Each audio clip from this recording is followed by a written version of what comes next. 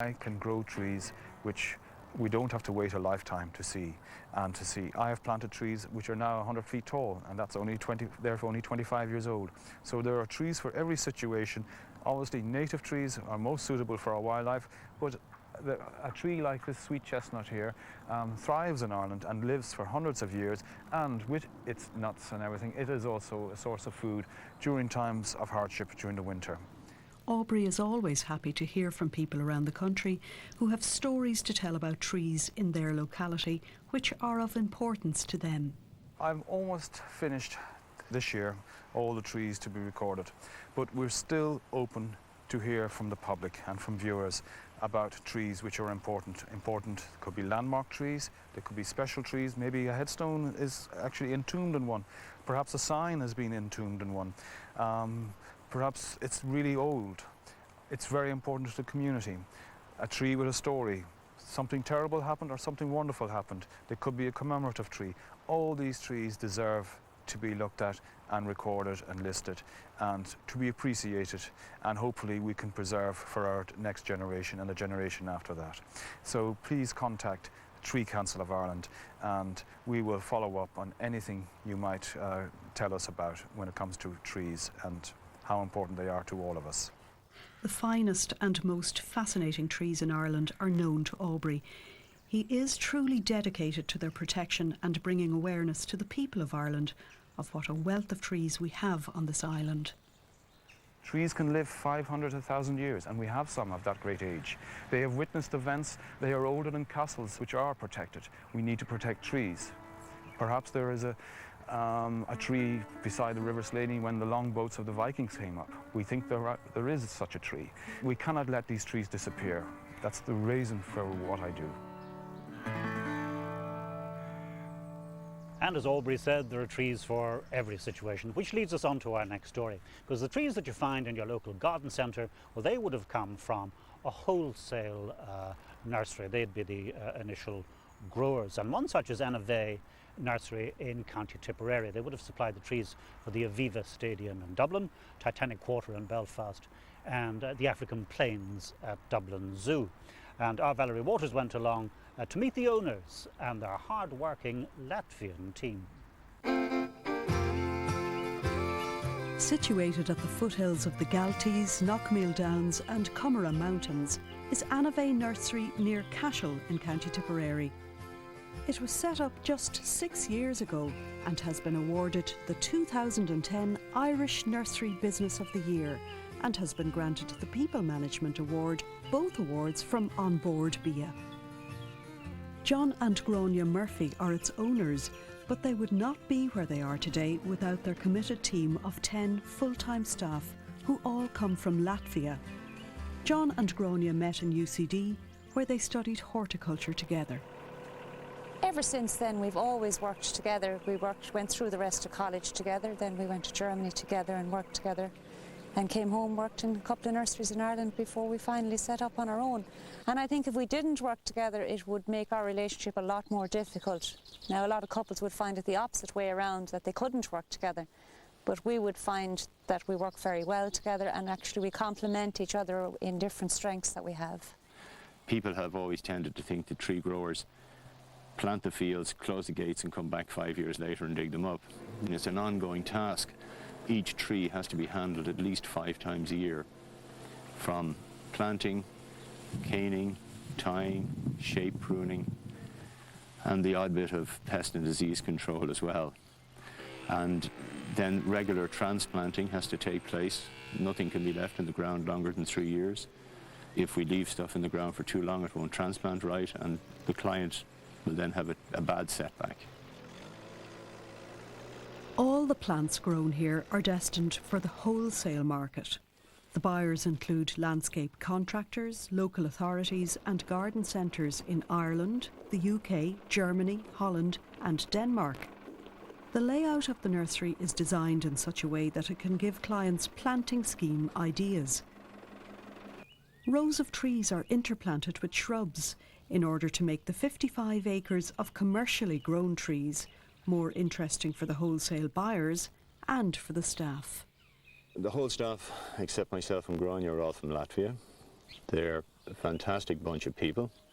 Many of them have been here since the very beginning. They have brought another culture to us that we never thought we'd experience. When it comes to work, they're very, very dedicated.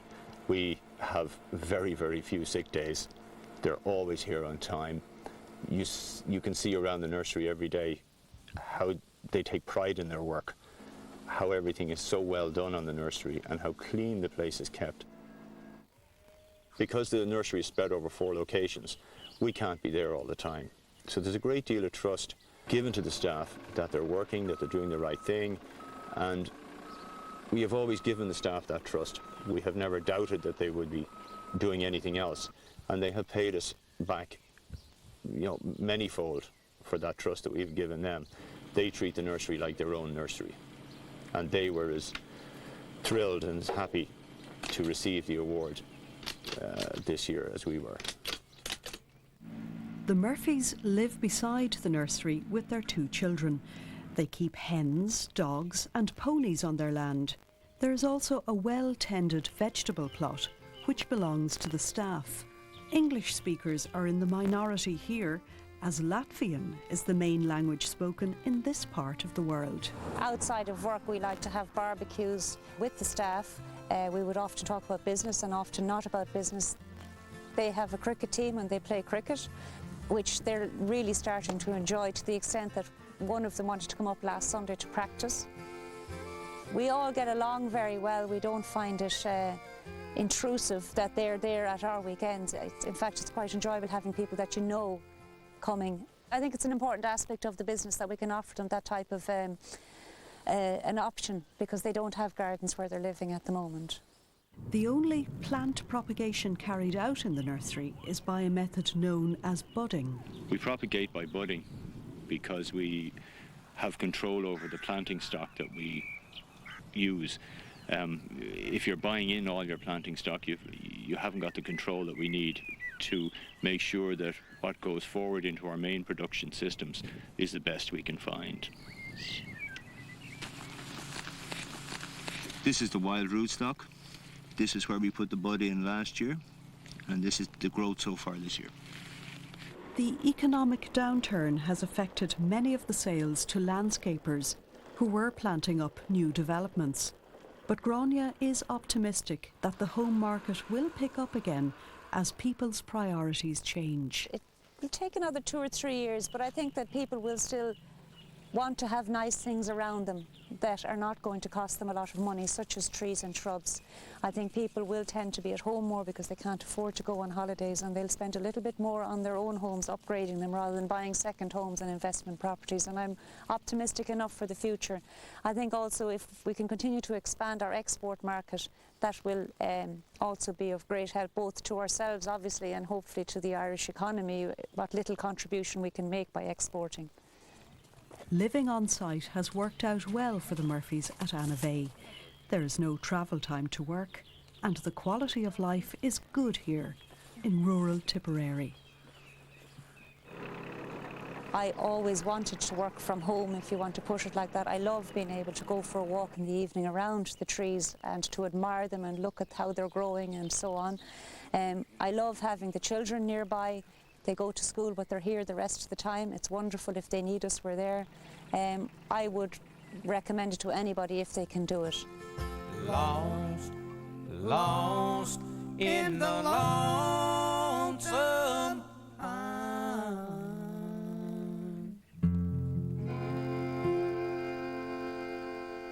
And well done to John and Grania, and indeed to their hard-working Latvian team. That ends our programme for this evening. Do join us again at the same time on Monday next. Until then, from all of us in a nationwide team, a very good evening to you.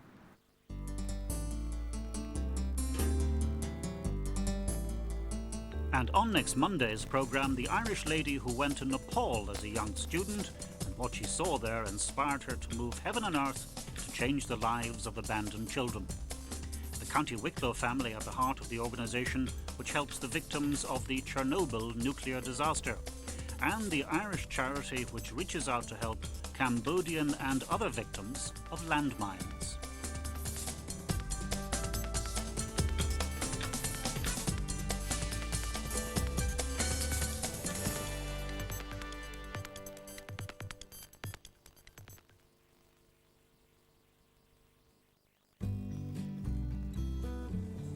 There where you need us.